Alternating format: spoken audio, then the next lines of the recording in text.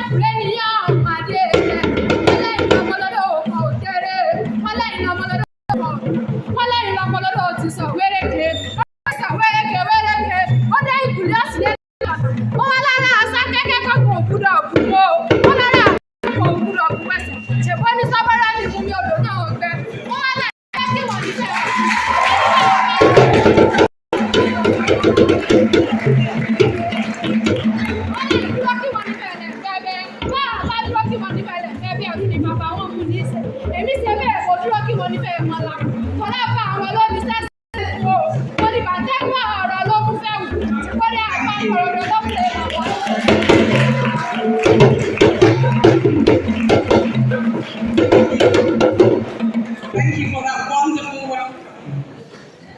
Good afternoon, everyone. Kindly permit me to stand on existing protocol. I'm Olori Ogunwusi. I'm a graduate of law. I'm a fashion entrepreneur, founder of Africa Fashion Weeks London, Nigeria, and the co-founder of Africa Fashion Week Brazil. Thank you. I'm a global ambassador of the Queen Moremi Ajashoro initiative, and I'm an author on Spoken Oba Yoruba Female Kings.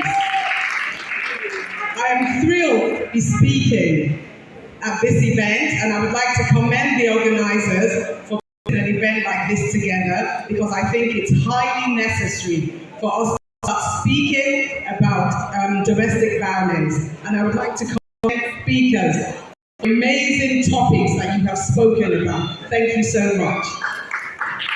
Thank you. In recent years, a lot has been done by the legal system and the society at large in tackling domestic violence and taking it seriously.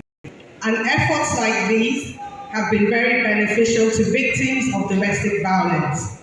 However, there's still a lot that needs to be done, especially in the rural areas, educating them of the dangers of domestic violence and that victims should not suffer in secrecy anymore, and informing them of the legal protection available, like the lawyer Tim Toppe has said, available for victims of domestic violence. I would really like to commend the efforts of the legal system and the reforms that are now available to victims.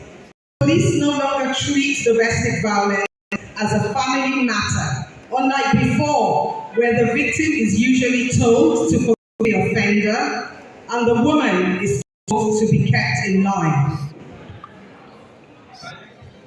Now there are so many NGOs and agencies out there to help victims make efforts to arrest the offender and ensure that the offender is prosecuted, unlike years ago, the police were willing to treat domestic violence as a crime.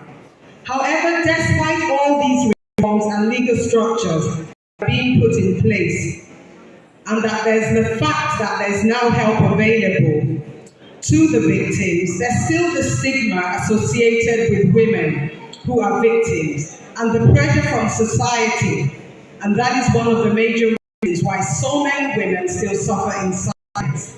And even when the offender is arrested, there is the unwillingness of the women to cooperate with the police or the legal system because of the pressure from families. According to research done, there is also fear from the woman. If her husband ends up going to jail, he would come out worse than he was before he went in. Some have also stated that they will be stigmatized by their families for sending their husbands to prison or calling the police on their husband. There's also the financial dependency factor, which is a major factor. As most women have also stated that their husbands are the breadwinners of the family. Their husbands are the ones who pay for the children's school fees. Their husbands are the ones who do so many things, among others. And they will ensure and endure the abuse for the sake of their children. So where does this leave us? All the legal reforms and the structural reforms out there still seems to be so many women who are suffering in silence.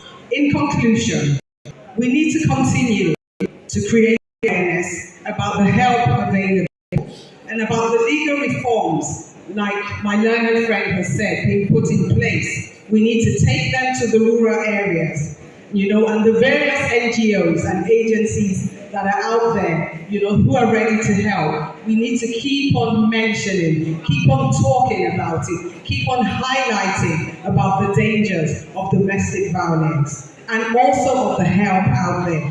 But most importantly, women need to know that they should not accept domestic violence in exchange for financial support from their husband. So many women have lost their lives, with no one to look after the children that they were trying to protect. So we must make sure, that there's financial independence for women. In Ile-Ife here, His Imperial Majesty, the Ooni of Ife, has set up an Aderonke textile clinic that trains women for free and empowers them into becoming sustainable financially. So if you know of any woman who is looking at becoming financially independent, please send them to the Aderonke Textile Hub, where we will train them, we will empower them, we will build and develop their capacity, and thank you very much. We would empower them with startup grants so that they can become financially independent. Thank you very much.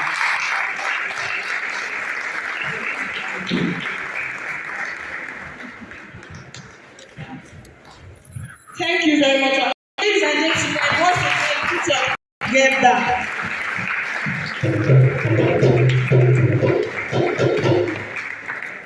Thank you very much, ma'am.